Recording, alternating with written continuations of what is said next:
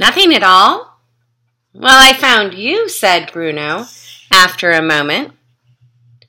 He stared at the boy and considered asking him why he looked so sad, but he hesitated because he thought it might sound rude. He knew that sometimes people who were sad didn't want to be asked about it. Sometimes they'd offer information themselves, and sometimes they wouldn't stop talking about it for months on end. But on this occasion, Bruno thought that he should wait before saying anything.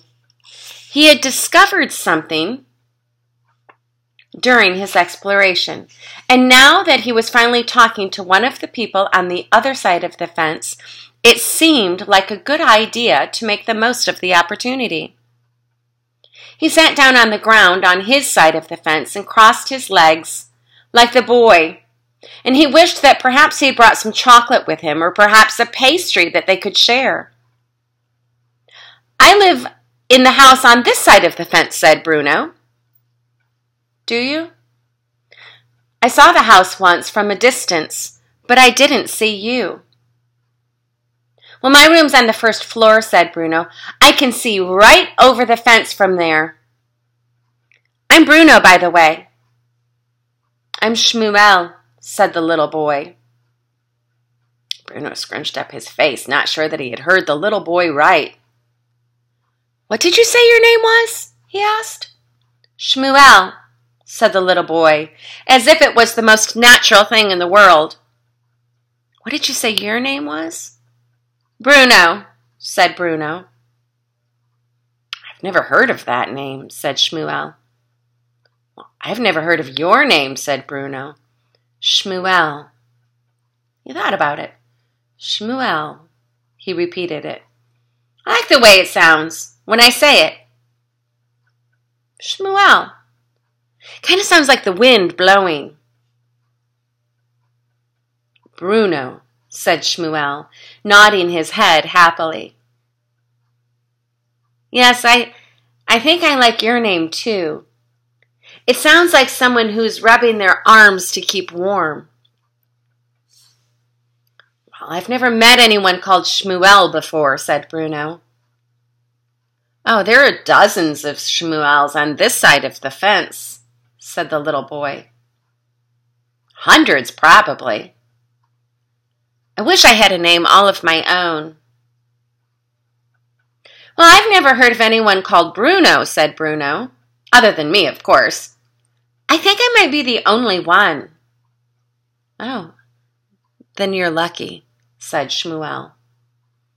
I suppose I am. How old are you? He asked.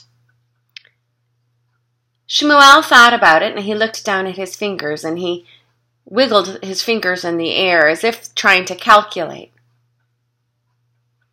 I'm 9, he said. My birthday's April the 15th, 1934. Bruno stared at him in surprise. What did you say? He asked. I said my birthday is April the 15th, 1934. Bruno's eyes opened wide and his mouth made the shape of an O. I don't believe it, he said. Why not? Asked Shmuel. Well, no, said Bruno, shaking his head quickly. I don't mean I don't believe you. I mean, I'm just surprised, that's all. Because my birthday is April the 15th, too. And I was born in 1934. We were both born on the same day. Shmuel thought about this. So you're 9 too? Yes, isn't it strange? Very strange, said Shmuel. Because there may be dozens of Shmuels on this side of the fence. But I don't think I've ever met anyone with the same birthday as me before. We're like twins, said Bruno. A little bit, agreed Shmuel. Bruno felt very happy all of a sudden. A picture came into his head of Carl and Daniel and Martin, his 3 best friends for life, and he remembered how much fun they used to have back together in Berlin, and he realized how lonely he had been out with. Do you have many friends? Asked Bruno, cocking his head a little to the side as he waited for an answer. Yeah, said Shmuel. Sort of. Bruno frowned. He had hoped that Shmuel might have said no, and that would give them something else in common. Well, close friends? He asked. Well, not very close, said Shmuel. But there are a lot of us. Boys our age, on this side of the fence. We fight a lot of the time, though. That's why I come out here, to be on my own. It's so unfair, said Bruno. I don't see why I have to be stuck over here on this side of the fence when there's no one to talk to and no one to play with.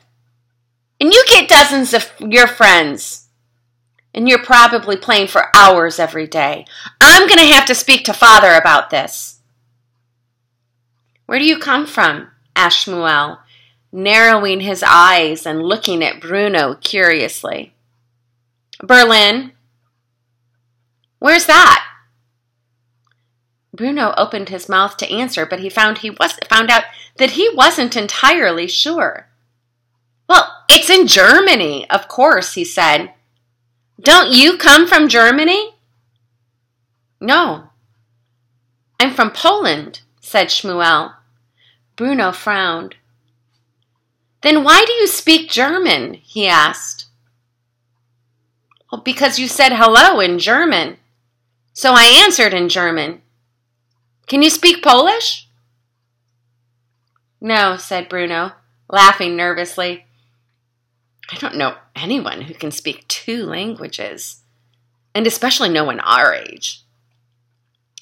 Well, Mama is a teacher in my school, and she taught me German, explained Shmuel.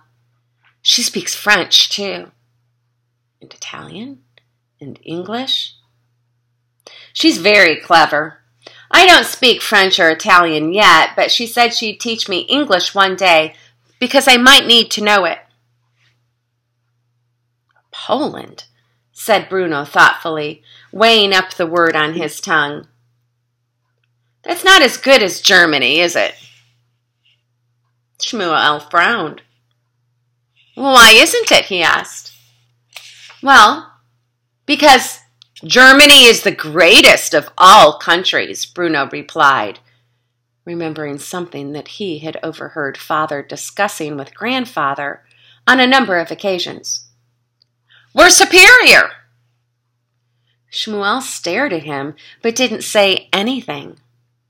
And Bruno felt a strong desire to change the subject because even as he said the words, they didn't sound quite right to him. And the last thing he wanted was for Shmuel to think that he was being unkind.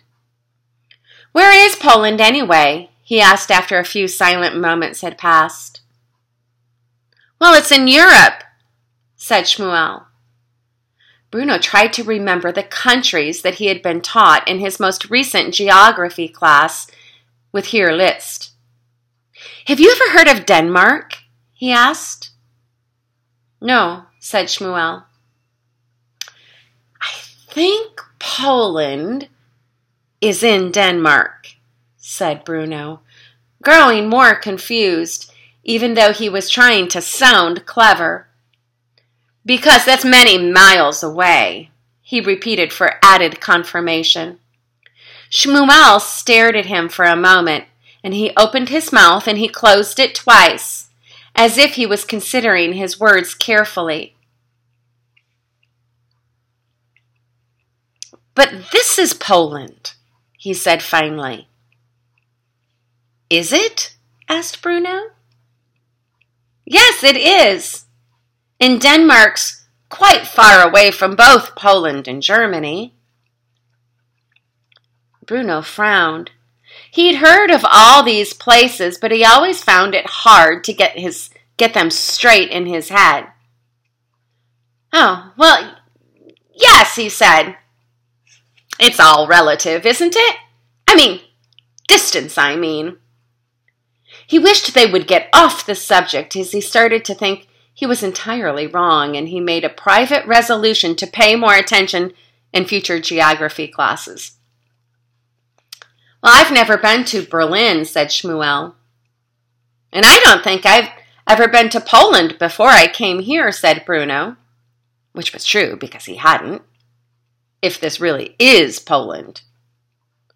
Well, I'm sure it is, said Shmuel quietly, although it's not a very nice part of it. No. Where I come from, it's a lot nicer. Well, it's certainly not as nice as Berlin, said Bruno. In Berlin, we had a big house with 5 floors if you counted the basement and the little room at the top with the window. And there were lovely streets and shops and fruit and vegetable stalls and any number of cafes. But if you ever go there, I wouldn't recommend walking around town on a Saturday afternoon because there's always far too many people there, and then you get pushed from pillar to post. And it was much nicer before things changed. What do you mean? Asked Shmuel. Well, it used to be very quiet there, explained Bruno, who didn't like to talk about how things changed. And I was able to read in bed at night. But now it's quite noisy sometimes and scary, and we have to turn off all the lights when it starts to get dark. Well, where I come from is much nicer than Berlin, said Shmuel, who had never even really been to Berlin. Everyone there is friendly, and we have lots of people in our family, and the food is a lot better too.